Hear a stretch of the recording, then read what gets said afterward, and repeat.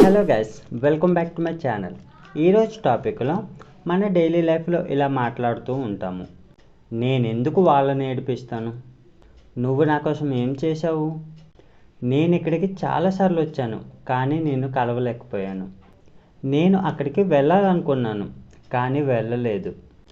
నాకు చెప్పడానికి నువ్వెవరు?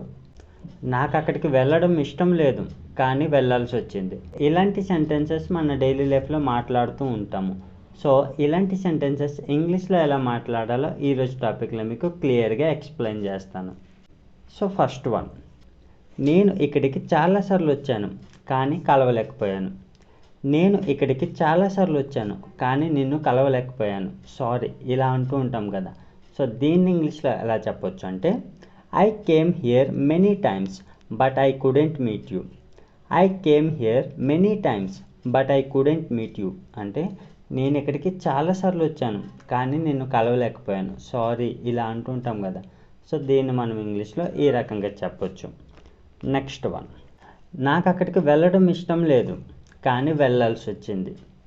నాకు అక్కడికి వెళ్ళడం ఇష్టం లేదు, కానీ వెళ్ళాల్సి వచ్చింది. ఇది జనరల్గా మనం ఎప్పుడు యూజ్ చేస్తామంటే, మనం జనరల్గా కొంతమంది ఫంక్షన్స్కి అటెండ్ అవ్వడం వాళ్ళకి ఇష్టం ఉండదు, కానీ వెళ్ళాల్సి వస్తుంది. అలాంటి సిచ్యువేషన్లో మనం ఇది యూజ్ చేయవచ్చు.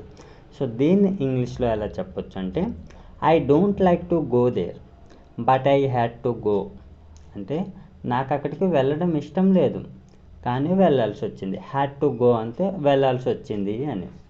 సో దీన్ని మనం ఇంగ్లీష్లో ఈ రకంగా చెప్పొచ్చు. నెక్స్ట్ వన్, నేను స్టేజ్ మీద ఇంగ్లీష్లో మాట్లాడలేను. నేను స్టేజ్ మీద ఇంగ్లీష్లో మాట్లాడలేను. దీన్ని ఇంగ్లీష్లో ఎలా చెప్పొచ్చు? I cannot speak in English on the stage. I cannot speak in English on the stage అంటే నేను స్టేజ్ పైన ఇంగ్లీష్లో మాట్లాడలేను అని. సో దీన్ని మనం ఇంగ్లీష్లో ఈ రకంగా చెప్పొచ్చు.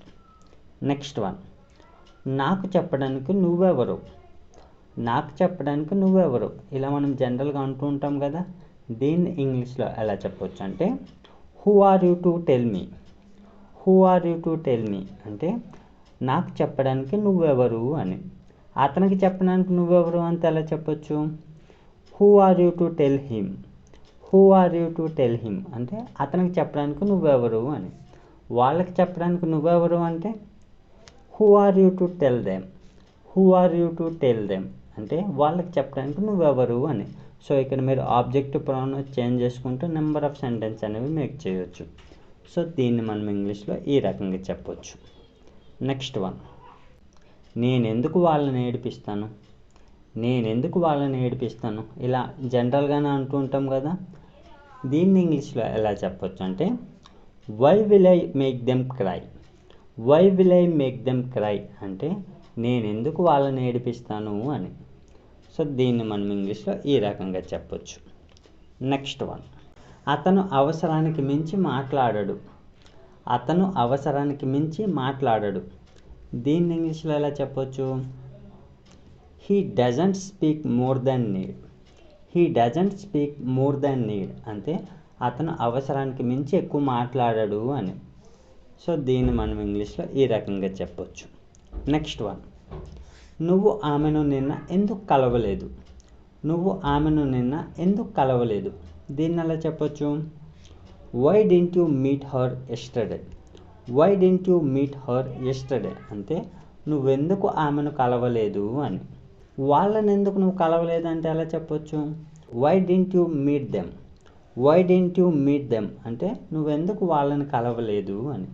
సో ఇక్కడ కూడా మీరు ఆబ్జెక్టివ్ ప్రొనౌన్ చేంజ్ చేసుకుంటూ మాట్లాడవచ్చు. సో దీని యొక్క మీనింగ్ వచ్చేసి ఇది.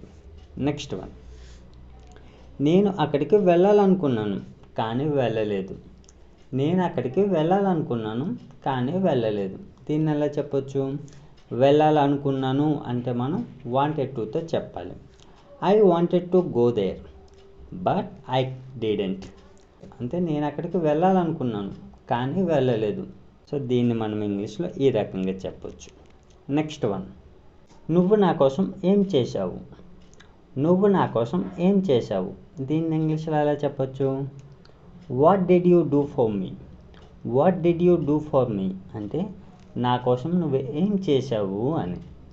సో దీన్ని మనం ఇంగ్లీష్లో ఈ రకంగా చెప్పొచ్చు. So that's all friends. So ఇలాంటి సెంటెన్సెస్ యూజ్ చేసి మన డైలీ లైఫ్లో సింపుల్గా మాట్లాడవచ్చు. సో మీకు ఈ టాపిక్ యూస్ఫుల్గా అనిపిస్తే లైక్ చేసి సబ్స్క్రైబ్ చేయండి. Thanks for watching.